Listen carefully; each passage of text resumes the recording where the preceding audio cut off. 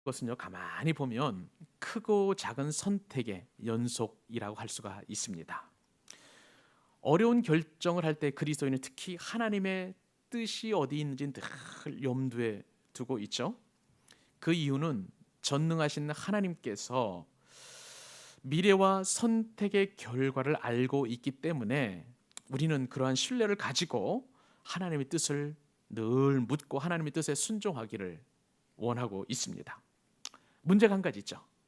하나님께서는 그 미래도 알고 우리의 선택한 결과도 알고 있지만 연약한 인간, 그리고 하나님보다 지혜가 훨씬 부족한 우리 인간의 입장에서 보면 오감으로 그런 하나님의 뜻을 알 수가 없고 우리 미래도 알 수 없다는데 문제가 있습니다. 이런 과정에서 그리스도인의 가장 큰 소망이라면 하나님의 뜻대로 살고 싶어하는 열심과 열정이 있다는 것이죠. 그래서 우리는 끊임없이 하나님 앞에 이렇게 소원합니다. 하나님, 하나님의 뜻이라면 나는 언제든지 순종할 준비가 되어 있습니다. 그러니 하나님의 뜻만 분명하게 말씀해 주십시오.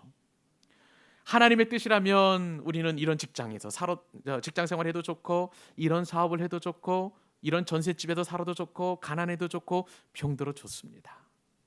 하나님의 뜻이라면 남들이 가지 않는 저 중동 지역에 선교사로 갈 수도 있고, 하나님의 뜻이라면 굳이 결혼하지 않아도 될 것 같습니다. 이러한 수많은 희망사항들, 하나님의 뜻이라면 하는 그런 전제가 달리면 우리는 언제든지 순종할 준비가 되어 있는 것이죠.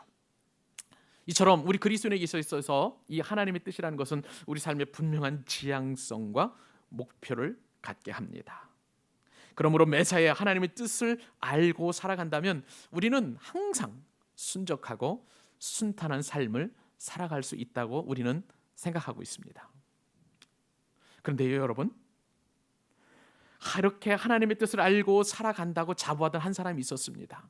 근데 그분이 어느 날 어려운 일을 겪고 나서 하나님에 대한 깊은 회의를 갖게 되었는데, 그분처럼 이러한 삶이 만약에 우리에게 다가온다면 과연 하나님의 뜻이 어디에 있는지 묻지 않을 수가 없습니다. 제가 좋아하는 기독교 작가 가운데 제럴드 시처라는 목사님이 계십니다. 미국의 워싱턴주에 있는 스포케인이라는 도시의 휘트워스 대학의 종교 철학과 그리고 신학을 가르치는 교수님이신데요. 이분은요, 우리에게 필요한 많은 정말 영적인 책들을 많이 집필해 주셨습니다.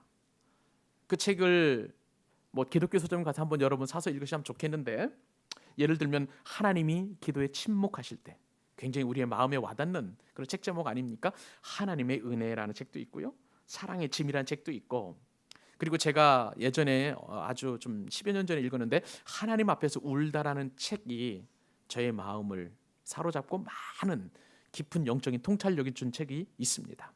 이 봄에 한 권쯤 제럴드 시처 목사님의 책을 읽어본다면 아마 여러분의 영혼이 더 건강해질 것 같습니다. 그분의 책 가운데에 하나님의 뜻이라는 책에 이런 말이 기록되어 있어요. 나는 지금까지 내 인생을 향한 하나님의 뜻을 안다고 생각해왔다. 다 아는 줄로만 생각했다. 그러나 나의 삶은 내 계획대로 풀리지 않았다. 참 아이러니 아닙니까? 하나님의 뜻대로 살아왔다고 했는데 내 인생은 내 뜻대로 풀리지 않았다라고 이렇게 이야기하고 있는데, 참 아이러니한 그런 그분의 말이라고 할 수가 있는 것이죠. 사실 이 시초 목사님의 이 고백은요, 그가 49살 때 당한 엄청난 고난 앞에서 나온 고백이었습니다. 이 제럴드 시초 목사님은요, 아내와 결혼해서 4명의 자녀를 낳았습니다. 참 오손도손 아름답게 살아가면서, 그리고 하나님이 주신 그 영감과 깊은 성경적인 통찰을 가지고 많은 책들을 저술하고, 그래서 낙심과 좌절에 빠진 그리스도인들을 위로하고 격려하고 새로운 힘을 얻게 하고 학생들을 은혜 가운데 가르쳤죠.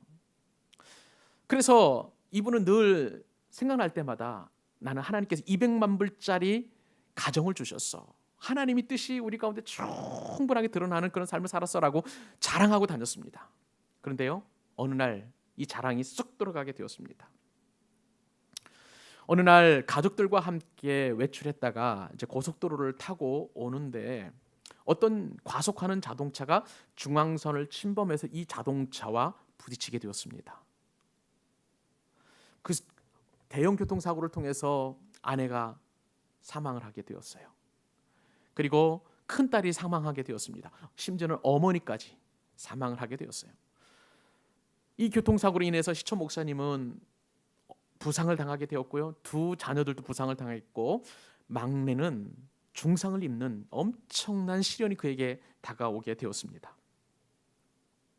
이 사고를 당하기 전까지 제럴드 시초 목사님은 하나님의 뜻 가운데 살면서 스스로 온전한 믿음의 소유자라고 자부해 왔었습니다. 그런데 갑자기 닥친 이 고난으로 말미암아서 시초 목사님은 모든 것을 상실한 채 깊은 상처를 갖고 도대체 신앙이란 무엇인가를 고민하면서 살아가게 되었습니다. 때로는 신앙에 대한 깊은 회의가 느껴졌습니다. 그리고 하나님을 향해서 독서를 품어내기도 했었습니다. 이런 일들이 있은 다음에 오랜 시간이 지난 다음에 제럴드 시초 목사님은 하나님의 뜻에 대하여 여러 가지를 정의했는데 그 가운데 마음에 와닿는 두 가지를 소개해드리도록 하겠습니다. 첫째는 하나님의 뜻을 이루는 과정에서 미래에 중요하게 보이는 그런 결정에 마음을 쏟는 대신 매 순간마다 작고 소소한 일에 마음을 쏟는 것이 하나님의 뜻이다라고 이렇게 얘기를 했던 것이죠. 우리는요, 하나님의 뜻을 생각할 때 먼 미래를 생각합니다. 하나님, 내가 이 남자와 결혼하는 것이 하나님의 뜻입니까? 내가 이 집을 사는 것이 하나님의 뜻입니까? 투자하는 것이 하나님의 뜻입니까? 라고 이렇게 크게 결정할 수 있지만 이러한 고난을 겪은 제럴드 시초 목사님의 입장에서 보면 그런 게 아니라는 거예요. 우리의 삶 가운데 드리워진 순간순간의 작고 소소한 일 가운데에 하나님의 뜻을 구분해내는 것이 더 중요하다고 이야기합니다. 예를 들어볼까요? 남편과 아내가 싸웠어요. 그런데 그 과정 속에서, 다툼 속에서 어떻게 배우자를 위로하고 격려할 수 있을까? 거기서 하나님의 뜻을 찾으라는 것이죠. 또 퉁명스럽게 대하는, 나를 유독 미워하는 것만 같은 직장 동료에게 내가 어떻게 하면 그를 존중할 수 있을까? 거기서 하나님의 뜻을 찾으라는 것입니다. 또 기분이 내키지 않아서 기도하고 싶지 않은 마음이 있는데 그런 상황 속에서 어떻게 기도할 수 있을까? 이렇게 작고 소소한 결정 상황에서 하나님의 뜻을 찾으라고 제럴드 시초 목사님은 우리에게 권고해주고 있습니다. 또 하나 마음에 와닿는 그러한 하나님 뜻에 관한 그런 통찰 가운데 하나는 무엇이냐면요, 앞날에 대한 집착이라고 할까요? 앞날에 대한 어떤 강력한 소망은 내 개인적인 욕망이라는 거예요. 미래를 내 힘대로, 내 마음대로 만들어가는 욕심이라고 이야기합니다. 그것 대신에 미래의 영역은 하나님께 다 의탁하고, 왜냐하면 미래는 내 영역이 아니잖아요. 하나님의 영역이잖아요. 대신 현실에 충실하라라고 이렇게 권고해 주고 있습니다. 여러분, 우리는요 얼마나 미래를 알고 싶어 하는지 모릅니다. 5년 후의 모습, 또 10년 후의 모습, 내 사업장이 얼마만큼 컸을까? 내가 직장에서 얼마만큼 승진의 위치에 있을까? 그리고 내가 결혼하는데 내가 정말 결혼할 배우자는 어떤 사람일까? 미래에 대한 궁금함이 얼마나 많은지 몰라요. 만약에 우리가 미래를 알게 되면 나름대로 좋을 것 같지만요, 그러나 미래는요 하나님과 관계를 멀게 하는 그런 요소가 됩니다. 미래를 알게 되면. 왜 그럴까요? 만약 우리가 미래를 알게 된다고 가정해 볼 때에 미래가 불행한 미래가 앞에 이제 드리워져 있다고 가정해 보십시다. 그러면은요 우리는 늘 현실을 살아갈 때 불안하게 그 미래를 기다려야 돼요. 얼마나 불안한 삶이 되겠습니까? 또 미래에 우리의 삶의 어떤 결과를 알게 된다고 하면 우리가 고난 가운데에 얻어진 유익질이 있겠죠. 인내나 또 그다음에 믿음이라든지 또 하나님을 향한 절대 신뢰, 이런 것들이 다 의미가 없어지는 것이죠. 그렇기 때문에 우리가 미래를 알면 안 되는 거예요. 또 설령 우리의 미래가 밝고 희망차다고 한번 가정해 보십시다. 그러면은요 우리는 더 이상 노력하지 않습니다. 그냥 나태하고 안일에 빠져가지고 하나님의 뜻에 맞게 살려고 하지 않는다는 것입니다. 이런 문제점 때문에 우리는 미래를 알지 않고 순간순간마다 우리가 결정하고 우리가 선택하는 것에 하나님의 뜻을 이루어가는 것이 얼마나 소중한지를 알게 된다는 것이죠. 저는 이 자리에 계신 모든 우리 광교 사랑교회 성도님들을 축복하고 싶습니다. 순간순간마다 여러분의 결정적인 선택 사항마다 그리고 작고 소소한 일마다 하나님의 뜻이 이루어지기를 축복합니다. 우리가 집중해야 될 것은 그러므로 하나님의 뜻을 발견하는 게 아니라 그 하나님의 뜻에 대한 어떤 시각을 가져야 될지에 대한 고민인 것입니다. 그런데 오늘 본문 말씀에 따르면요, 이러한 놀라운 하나님의 뜻에 대한 시각을 열어줍니다. 우리의 영적인 눈을 활짝 열어줍니다. 사랑하는 여러분, 축복합니다. 오늘 분명한 하나님의 뜻이 여러분의 삶 가운데, 여러분의 결정 가운데, 여러분의 일상 가운데 이루어지기를 주님의 이름으로 축복합니다. 자, 그렇다면 오늘 말씀을 통해서 주시는 분명한 하나님의 첫 번째 뜻의 원리가 있습니다. 그것은 무엇일까요? 모든 것을 살리시는 성령님을 통해서 분명한 하나님의 뜻이 드러난다는 것입니다. 오늘 본문은 어떻게 시작이 됩니까? 예수 그리스도의 나심은 이러하니라 라고 이렇게 시작이 됩니다. 우리는 지난 2주 동안 예수 그리스도의 톨레도에 대해서 말씀을 상고하게 되었습니다. 예수님은 아브라함과 다윗의 후손으로 이 땅에 오셨고, 그리고 인류의 구주로 우리 가운데 오셨다라고, 그것이 아주 오래전부터 성경에 예언된 기록된 대로 우리 가운데 오셨다고 말씀을 드렸습니다. 그런데 오늘 말씀은요, 그러한 족보가 예수님 당시에 태어날 당시에 현실로 다가오는 것을 오늘 말씀을 통해서 그렇게 시작을 하고 있는 것을 보게 됩니다. 18절부터 19절까지 제가 말씀을 읽어드립니다. 예수 그리스도의 나심은 이러하니라. 그의 어머니 마리아가 요셉과 약혼하고 동거하기 전에 성령으로 잉태된 것이 나타났더니 그의 남편 요셉은 의로운 사람이라. 그를 드러내지 아니하고 가만히 끊고자 하여. 오늘 이 말씀에 따르면 예수님의 어머니 마리아는 요셉과 약혼했다고 성경에 기록하고 있습니다. 그런데 이 약혼녀 마리아가 어느 순간에 임신을 하게 되었다는 거예요. 잉태하게 되었다는 거예요. 예수님 당시의 소녀는요, 보통 한 12살 내지 13살 즈음에 약혼을 하게 되어 있습니다. 1세기의 그 어떤 세계관이고 문화였던 것이죠. 이 기간 동안 약혼녀는요, 친정에 머무르면서 신부 수업을 합니다. 그리고 약혼남과 부부 관계를 갖지 않지만 모든 혼인에 대한 그런 의무를 다 준수하고 지켜야 될 의무가 있습니다. 왜냐하면요, 유대인에게 있어서 이 약혼이라는 것은 결혼을 약속한 그 약속이 아니라 결혼의 첫 번째 단계이기 때문에 그렇습니다. 결혼의 출발이죠, 이 약혼이라는 것이. 근데 이 성경 언어에서 약혼이라는 거 히브리 말로 키두신이라는 그 단어를 쓰는데요, 이 키두신은 하나님께서 거룩하시다 할 때 이 거룩이란 말이 카도시인데, 이 카도시에서 파생되어 나온 단어입니다. 여러분, 거룩이라는 게 뭐예요? 하나님은 우리와 구별되어 계시다는 뜻 아니겠습니까? 이 카도시라는 말은 구별이라는 뜻을 가지고 있어요. 그것이 거룩입니다. 근데 이 거룩, 구별되다라는 말이 약혼이라는 말하고 연결되어 있다는 것을 감안해 볼 때에 한 여성은, 약혼한 한 여성은 한 남자와 약혼함으로 말미암아서 다른 남자들과의 관계에서 구별되어 있는 존재라는 뜻을 가지고 있는 것이죠. 그러므로 비록 남자와 여자가 실제 부부는 아니지만 만약 이 약혼 기간 가운데에 다른 남자와 통정하는 것은 남편이 있는 여인이 간음하는 것과 똑같은 그런 의무를 지게 되는 것이죠. 유대 사회에서 그것은 간음죄였습니다. 유대 사회에서 이 간음죄라는 것은요, 율법적으로 볼 때 매우 심각한 범죄에 속합니다. 유대인의 율법 가운데에서는 두 가지가 있어요. 하나는 성문법과 하나는 이제 구전 율법이 있는데요. 이제 이부에서 이부로 전하는 율법이죠. 성문법이라는 것은 토라라고 보통 이야기합니다. 이 토라는 모세 오경을 말하는 거예요. 창세기, 출애굽기, 레위기, 민수기, 신명기. 토라라고 해서 성경에 기록된 말씀, 그것이 바로 성문법, 그다음에 토라라고 이렇게 이야기하고요. 그 토라를 해석해서 그 교훈과 정신을 입에서 입으로 전하는 구전 율법을 일컬어서 미슈나라고 이야기합니다.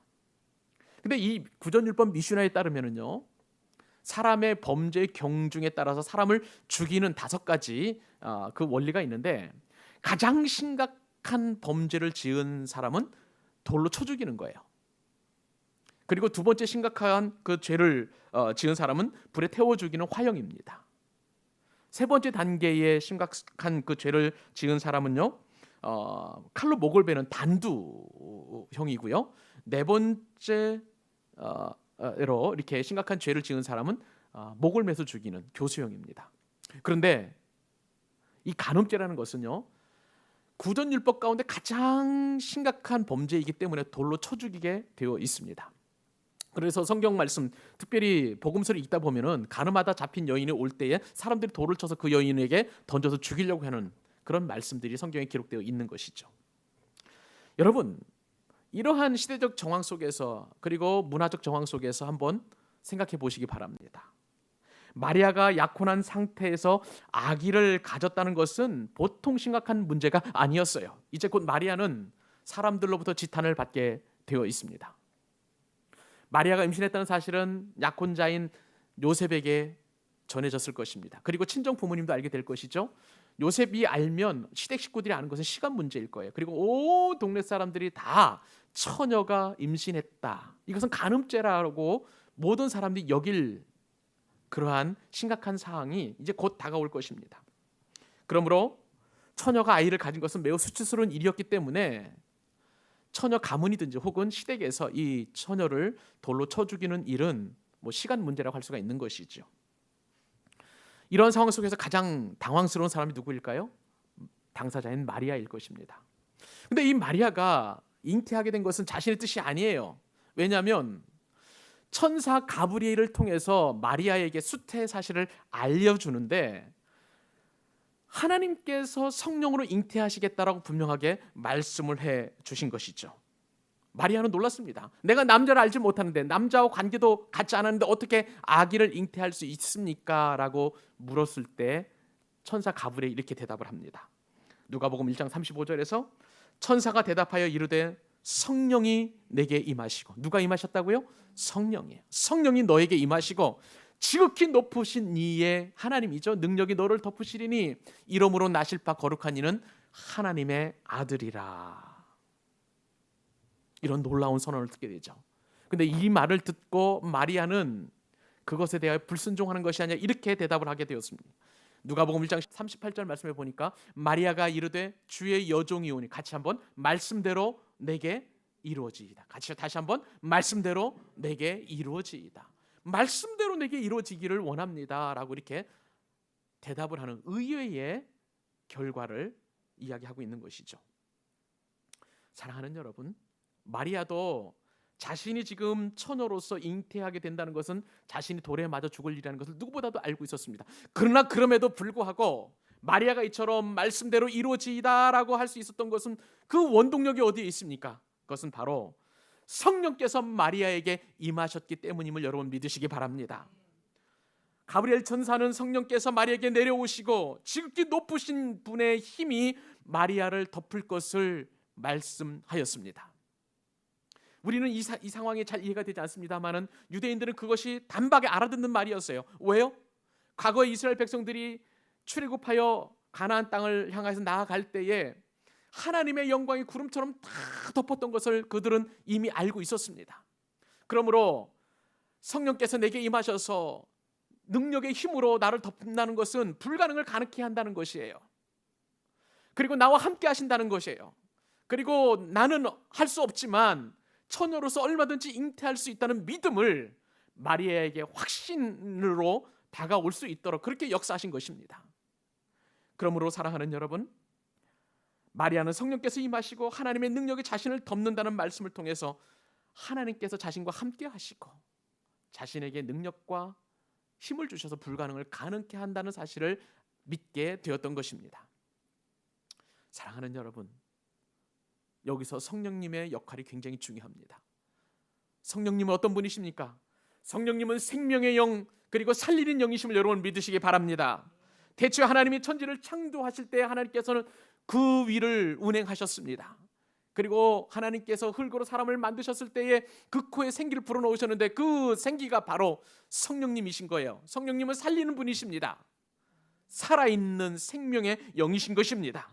지금 저와 여러분이 이 자리에 함께 살아서 하나님을 예배하는 것도 성령께서 함께 하심을 여러분 믿으시기 바랍니다. 그러므로 마리아에게 성령이 덮어지면 처녀가 아이를 임신하는 것은 어려운 일이 아니었던 것이에요. 이것이 바로 하나님의 뜻이었던 것입니다. 사랑하는 여러분, 지금 분명하게 하나님의 뜻을 알기를 원하십니까? 그렇다면 내가 결정하고 선택한 일이 과연 성령님처럼 살리는 일인가 그렇지 아닌가를 구분하시면 분명하게 하나님의 뜻이 드러날 줄로 믿습니다.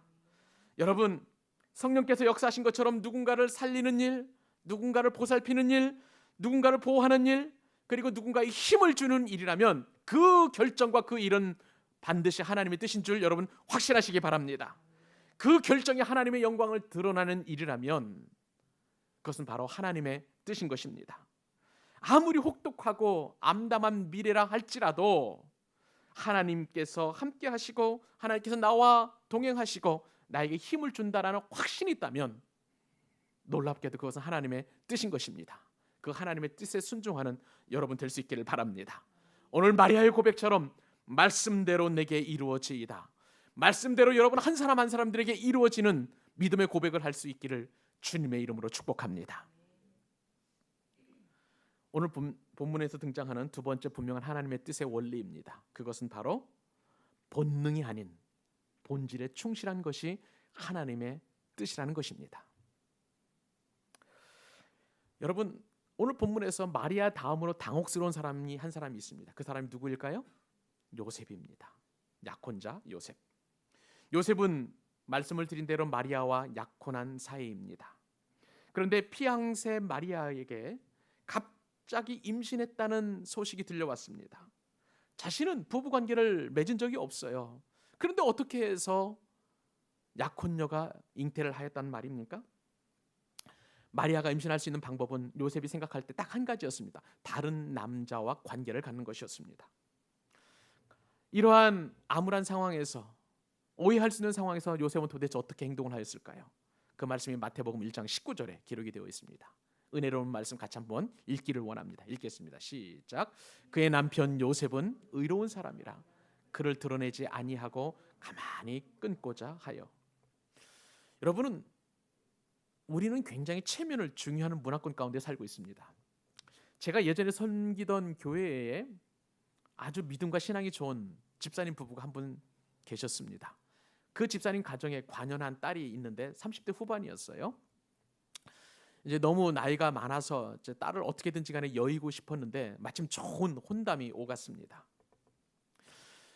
상대편 이 자매와 만날 그 형제는요, 유명한 대학을 나오고 그다음에 유명한 로펌 회사에 취직을 해서 변호사가 되었습니다. 아주 인물도 훤칠하고 키도 크고요. 여러 가지 면에서 참 결혼 배우자로서 참 좋은 그러한 어떤 외적인 그 모습을 가지고 있었고요. 더군다나 더 마음이 좋았던 것은 그 형제의 가정도 신앙의 가정이었다는 것입니다. 그런데 저쪽 반대 신랑 측에서 결혼에 대한 조건을 요구하는 것이 있었습니다. 3가지 열쇠를 준비해달라고 이렇게 이야기하더라고요. 필요한 것은 신혼집 살리는 아파트 열쇠, 그 다음에 외제차 열쇠, 그리고 변호사 사무실을 오픈할 수 있는 사무실 열쇠를 달라고 이렇게 요구를 하더라는 것입니다. 왜냐하면 우리 집 체면에 그 정도는 가지고 있어야 며느리를 맞이할 수 있다라고 이렇게 부모님 될 분이 그렇게 얘기했다는 것이죠. 제가 이 고민을 말씀하셨던 집사님은 그러한 능력이 없다고 하면서 그 혼담은 없었던 일로 이렇게 돼버리고 말았답니다. 그러면서 저는 어떤 생각을 하게 되었냐면 신랑 부모님께 묻고 싶었어요. 체면이 밥 먹여줍니까? 라고 이렇게 묻고 싶었는데 요즘도 누군가에게는 체면이 굉장히 중요한 그런 시대인 것 같습니다. 드라마 황급빛 내 인생이라는 드라마가 요즘 굉장히 인기가 있죠. 저도 어제 잠깐 보았습니다만은 거기에 보니까 여주인공과 남주인공을 갈라놓는 사람들이 있습니다. 여주인공 서지안과 그리고 남주인공 최도경 사이를 갈라놓는 사람이 혜성그룹의 회장인 노양호 씨와 그 다음에 최도경 씨 어머니 되는 노명희 대표예요. 자기들은 대그룹의 총수이고 그 다음에 이 대그룹의 돈 많은 집안이기 때문에 며느리만큼 아주 당당하고 예쁘고 그다음에 능력을 갖춘 그런 집안 배경이 있는 그런 며느리를 얻고 싶었던 모양이에요. 그런데 서재아는 그렇지 않은 것 같죠. 그렇기 때문에 이 사람들 사이에 갈등이 많이 있었습니다. 여하튼 그들이 그렇게 요구하는 것은 집안과 그리고 사업체의 그 어떤 체면 때문에 그런 것으로 이렇게 생각하게 되었습니다. 성경의 배경이 되는 이 체면 문화는요, 팔레스타인 지방이 더 우리나라보다 중요하게 여깁니다. 지금도 중동 지역에는 집안의 명예를 더럽혔다는 이유로 명예살인이라는 관습이 있다고 합니다. 명예살인이라는 것은 집안에 있는 처녀나 혹은 아니면은 이제 여동생이 다른 남자와 통정을 하거나 혹은 간음할 때에 집안의 명예를 실추시켰다, 수치스러움을 씻기 위해서 그 형제가 이 딸과 혹은 여동생을 처단하는 것을 말하는 것입니다. 참 무서운 관습이 있죠. 하물며 지금보다 2000년 전에는요, 이러한 체면보다도 더 보수적인 관점에서 체면을 중시하는 그런 시대였던 것입니다. 이런 상황에서 요셉은 자신의 약혼 여인 마리아가 잉태했다는 소식을 듣게 되었어요. 그러니 요셉의 입장에서 보면 얼마나 그의 마음이 어려웠을까요? 그런데 오늘 말씀을 보니까 요셉은 가만히 끊고자 했습니다. 그리고 드러내지 않기를 원했습니다. 여기서 드러낸다는 것은 마리아의 부정이에요. 마리아가 처녀로서 약혼녀로서 임신하여 아이를 잉태했다는 이 사실을 폭로해서 다른 사람들에게 알리는 것이 아니라 그냥 가만히 감추고 싶었다는 것이죠. 숨기고 싶었다는 것입니다. 그리고 또한 이 결혼 관계를, 약혼 관계를 가만히 끊고자 했어요. 그냥 조용하게 파혼하려고 하는 그런 마음이 요셉 가운데 있었습니다. 저는 요셉의 모습과 요셉의 행동을 살펴보면서 하나님의 뜻이라는 것은 본능이 아니라 본질에 충실하는 것임을 말씀을 통해서 깨닫게 되었습니다. 여러분, 요셉의 본능은 무엇이었습니까? 자신의 아내가 될 사람, 이 약혼녀 마리아가 잉태했다는 것은 10중 8구는 다른 남자와 통정할 때 이루어진다는 그 가능성 하나밖에 없었던 것이에요. 그러므로 본능대로라면 이 사실을 밝히 드러내어서 마리아를 돌로 쳐 죽이는 그것이 율법이었고 그것이 요셉의 본능이었던 것입니다. 그런데 요셉은 그렇게 하지 않았어요. 본능대로 행하지 않았어요. 마리아에 대하여 배려하고 마리아에게 긍휼을 베풀었고, 마리아가 정말 이 관계에서 그냥 조용히 그 사실을 덮음으로 말미암아서 파혼을 하게 되면 이 사실은 마리아를 그만큼 배려한다라는 그런 차원에서 그렇게 진행했던 것을 볼 수가 있습니다. 여러분, 요셉이 그렇게 할 수 있었던 건 뭐예요? 오늘 성경 말씀에 따르면 요셉이 이런 사람이었기 때문에 그렇습니다. 요셉은 의로운 사람이었습니다. 마태복음에서 의롭다라는 표현은 아주 독특하게 쓰입니다. 그것은 항상 자비와 긍휼이라는 단어와 같이 쓰이는 것을 볼 수가 있습니다. 의로운 사람은 헐벗고 굶주리고 연약하고 부족하고 힘든 사람을 돌보는 마음, 그를 긍휼히 여기는 마음, 자비로운 마음이 없이는 할 수 없는 행동이었어요. 요셉은 바로 의로운 사람이었기 때문에 마리아를 배려하는 그런 행동을 할 수 있었던 것입니다. 본능대로라면 요셉은 얼마든지 마리아를 참으로 율법대로 이렇게 처단할 수 있었음에도 불구하고 그는 본능대로 하지 않고 하나님의 성품에 가까운 이 자비와 긍휼로 마리아를 배려하는 그러한 행동을 하였던 것입니다. 사랑하는 여러분, 우리는 요셉의 행동을 통해서 하나님의 뜻을 분명하게 구별할 수 있습니다. 하나님의 뜻은 본능이 아니라 본질에 충실한 것임을 여러분 믿으시기 바랍니다. 요셉이 마리아를 드러내어 만천하의 그녀의 죄악을 고발할 수 있었던 것은 그것은 본능이었어요. 누구도 본능에 충실한 그 요셉을 비난할 사람 없었습니다. 그러나 의로운 요셉은 그렇게 하지 않았어요. 대신 조용하게 파혼하고 결심으로 말미암아 마리아를 배려하는 최선의 길을 선택하였던 것입니다. 저는 여러분을 축복하고 싶습니다. 하나님의 뜻을 구별할 때에 본능이 아닌 본질에 충실하실 수 있기를 축복합니다. 요즘 한국교회를 비난하는 분들이 너무나 많아요. 그것은 본능입니다. 우리도 얼마든지 그렇게 하고 싶습니다. 그런데 우리는 예수님의 말씀에 순종하는 본질에 충실하는 분들 아니 계십니까? 예수님께서 빌립보 가이사랴에서 내가 내 교회를 친히 세우겠다고 분명히 말씀하셨습니다. 그렇다면 주님께서 세우신 교회, 아픔 있는 교회, 비난받을 교회, 고통 있는 교회, 분열되어 있는 모든 교회도 주님께서 친히 세우신 것입니다. 그러므로 우리가 교회를 함부로 말할 수 없는 이유가 바로 여기에 있는 것이에요.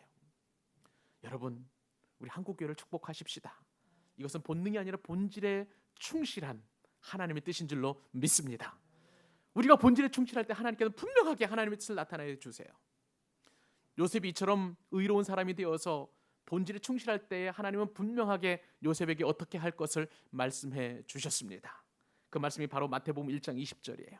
요셉에게 어떻게 하나님의 뜻이 드러났습니까? 같이 한번 읽기를 원합니다. 읽겠습니다. 시작. 이 일을 생각할 때에 주의 사자가 현명하여 이르되 다윗의 자손 요셉아 내 아내 마리아 데려오기를 무서워하지 말라.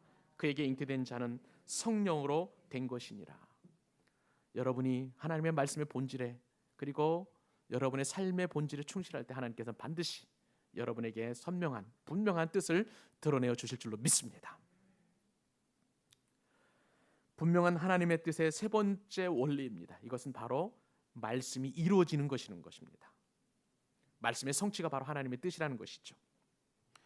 여러분, 예수님이 동정녀 마리아에게 나셨다는 사실은요, 마리아에게도 요셉에게도 심각한 문제일 뿐만 아니라 인류에 있어서도 대단한 사건이었습니다. 지금도 대다수의 사람들이 이 사실을 믿지 못해요. 어떻게 처녀가 잉태해서 사람을 낳을 수 있느냐는 것이죠. 그것은 신화에 불과하다는 것입니다. 플루타크 영웅전에 보면 신이 번갯불을 튀겨가지고 잉태하게 만듭니다. 그리고 또한 어떤 영이 임해서 그 사람을 잉태하게 만듭니다. 이처럼 신화적인 이야기에 불과하다고 많은 사람들이 이렇게 생각을 합니다. 그러나 여러분, 동정녀가 잉태했다는 것은 우리 기독교에 있어서는 매우 중요한 교림을 여러분 믿으시기 바랍니다. 다른 종교에는 이 내용이 없어요. 이런 교리가 없습니다. 우리는 이 진리가 이 고백이 너무나 큰 진리이기 때문에 우리는 매 주일마다 고백해요. 그 외아들 우리 주 예수 그리스도를 믿사오니 이는 성령으로 잉태하사 누구에게 나오셨습니까? 마리아에게 나오시고. 마리아는 어떤 사람이었습니까? 동정녀에게 나오시고. 그렇기 때문에 우리는 매주마다 신앙 고백을 통해서 동정녀 마리아를 통해서 예수님께서 탄생했다는 사실을 믿음으로 고백하고 있습니다. 예수님이 동정녀에서 탄생했다는 것은 굉장히 중요한 하나님의 뜻이 담겨져 있습니다.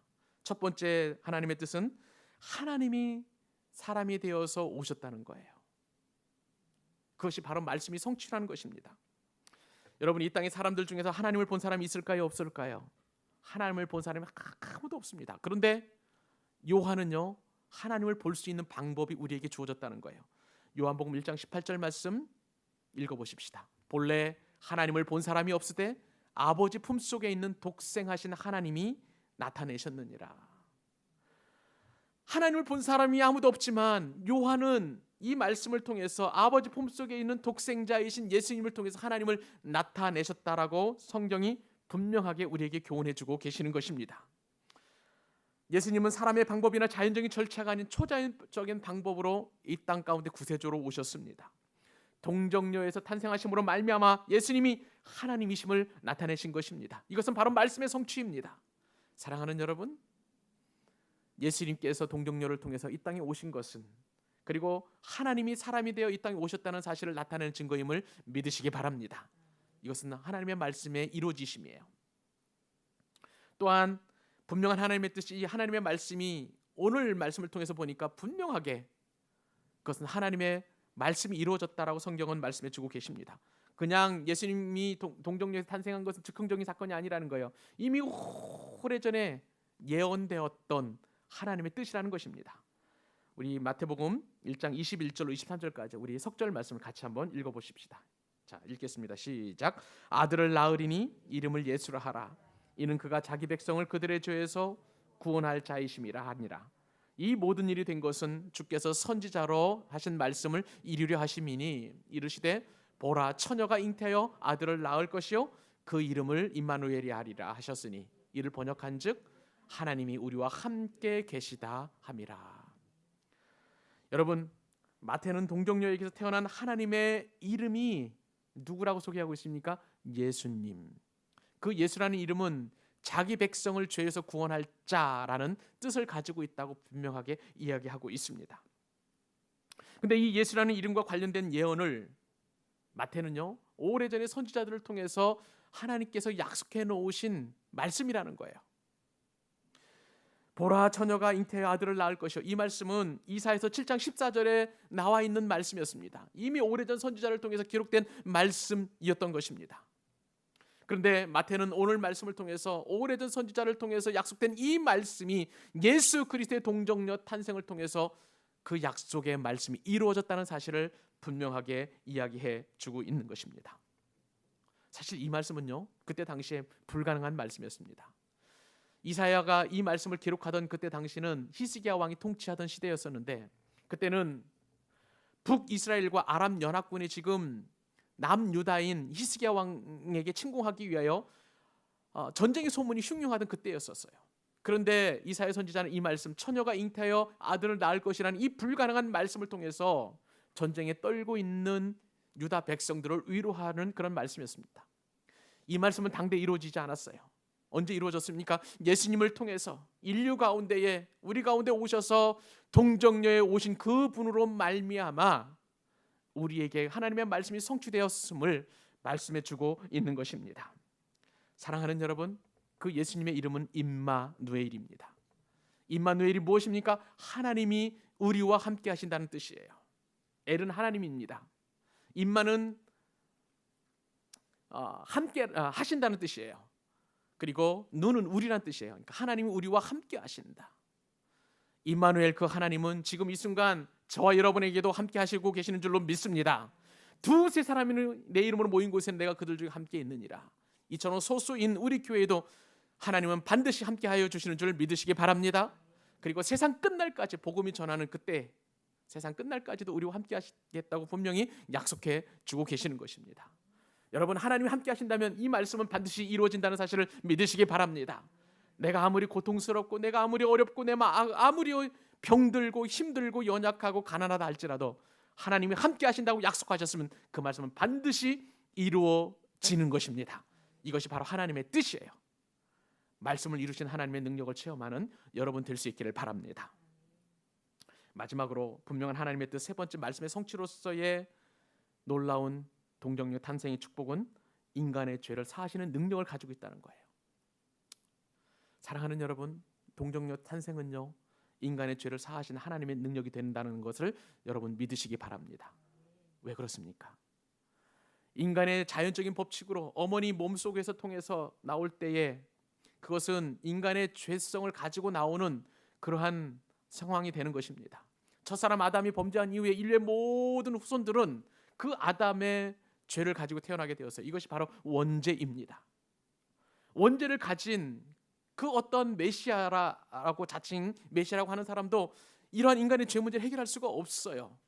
그러므로 이 문제를 해결하기 위해서는 인간의 자연적인 법칙을 뛰어넘는 초자연적인 법칙에서 메시아가 탄생하여야만 하는 것입니다.